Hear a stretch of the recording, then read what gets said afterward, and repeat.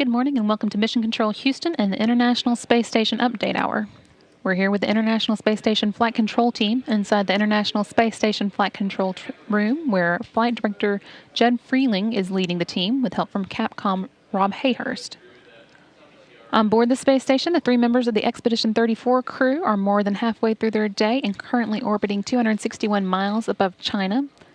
They are Commander Kevin Ford and Flight Engineer Tom Marshburn of NASA, Russian flight engineers Oleg Novitsky, Evgeny Tarelkin, and Roman Romanenko, and Canadian Space Agency flight engineer Chris Hadfield. Ford, Novitsky, and Tarelkin have been at the space station since October when their Soyuz TMA-06M vehicle docked to the Russian Poisk module. They're now working on their 118th day at the space station and their 120th day in space. And they were joined in December by Marshburn, Hadfield, and Romanenko, who docked their Soyuz TMA-07M to the station's Rosvet module on December 1st. They're on their 63rd day in space and their 61st at the space station. This is a very busy and challenging week for Expedition 34 with a number of different activities going on board the station. One of the biggest activities for the week is a transition to a new software suite called R12 as part of a yearly update for the space station. That transition started yesterday when the new software was sent up to the station's command and control computers. And today, the crew is scheduled to update 7 of the station's laptops by swapping their current hard drives with new ones preloaded with the new software. The plan was to swap 2 of the hard drives and then allow the ground to switch over to using the new software system before the remaining 5 were swapped out. However, when the ground did that, they lost S-band communication with the space station. That's what allows us to stay in voice contact with the crew on board. That happened about 8:45 a.m. Central Time, and the team here on the ground has been working through exactly what happened and what to do about that since then. They got a snapshot of some of the data from the space station about 20 minutes after that occurred that showed the vehicle was under control and all well, but because the new laptop that was backup to the one that had the problems with the S-band had not been loaded with new TDRS information, when it was time to swap to a new TDRS satellite, again, that is part of the system that sends us information down to the ground, that swap didn't happen. So we were without voice communication with the crew for about an hour while the crew or the team here on the ground worked through steps for the crew to take when they were able to contact with them. They were able to get in contact with them when the station went over the Russian ground stations, another method for getting voice communication contact with the station. That happened about 10 minutes ago, and we have a clip of the conversation with the crew at that time that we're going to play for you now. Copy. I have a procedure for you to execute. It is going to be CNT procedure 4.312, and that's system reconfig after a standby primary CNC trans. As soon as you can, we need for you to execute steps 2 through 10 and 12 through 14 to establish stable S-band. On step 5, config for the currently active S-band string. We think that's string 2, but you can confirm by looking at the CNT. I heard you say at step 5 that didn't get the instruction. Keep going on that. Step 5, what was the instruction? For step 5, you can config to the current active S-band string. You can confirm that at the CNT group overview display.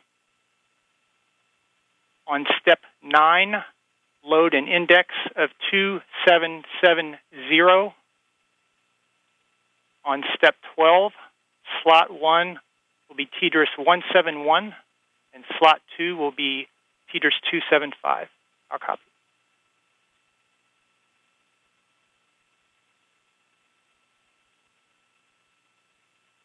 Here on copy, all reconnected node 3 and GEM TCSs. We had a standby to prime. C and C, 3 is the current You want us to go ahead and reconnect them using procedure 4.312 and the CNT. 2 through 10 steps and then 12 through 14 steps. At step 5, configure to the current S-band using the group overview page. And step 9, the index is 2770. Step 12, slot 1 will be 171, slot 2 will be 275. All good, Kevin. Okay, copy that. Hey, just FYI, the station's still flying straight. Everybody's in good shape, of course, and nothing unexpected other than lots of caution and warning tones. And of course, we have no system insight. We'll get that back to you as soon as we can. In the gym, we did have a intra-module ventilation fan failure, so gym fan Bravo just kind of shut down. We looked at a related procedure, and it says just for the crew to be cautious and no special action. You might pass that on to Scuba. But all the systems and power supplies look like they're doing just fine. Okay, great to hear, Kevin. And just to make sure, the procedure number was 4.312. Not sure if we got that correctly up to you. And also, if we are no joy in restoring COM prior to 1644, the new teeter slots on step 12 will be 41, and slot 2 will still be 275.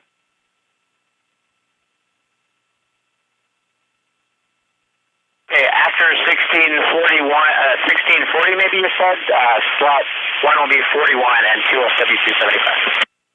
Correct, after 1644. Okay, we copy that. Thanks a lot. We decided just to hang out and wait on VHF, and we appreciate the words. What do you expect the config to be after we take care of this? You think we'll be up with good comp after all these steps?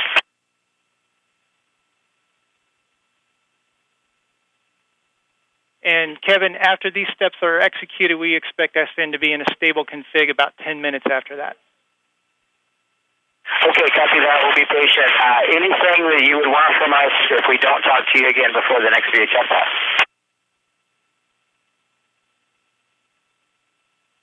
Checking.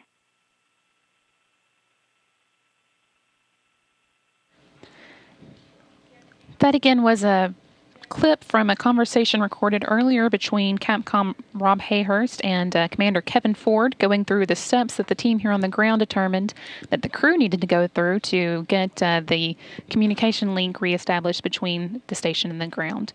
That took place as the station was flying over the Russian ground stations, which offer an alternative way for us to communicate with the station. And as you heard Kevin Ford confirm there that everything is looking good on the station other than the loss of communication with the ground.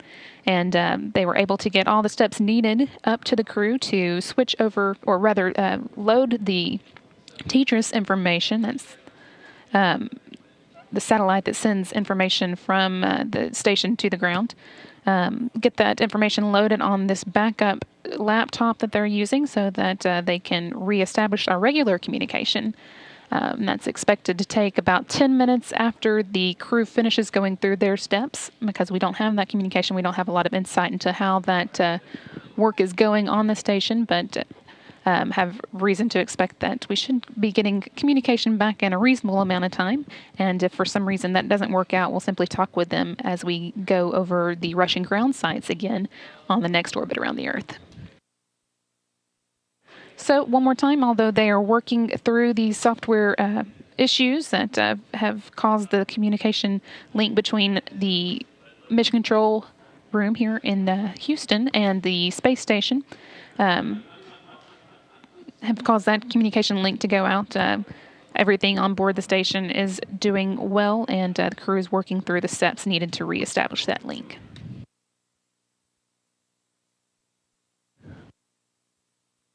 Other activities going on board the space station today for the crew include several science experiments, including the In-Space 3 experiment, which looks at the fundamental behaviors of magnetic colloidal fluids under the influence of various magnetic fields in space. And several Russian experiments that look at radiation on board the space station, as well as Earth observation down below.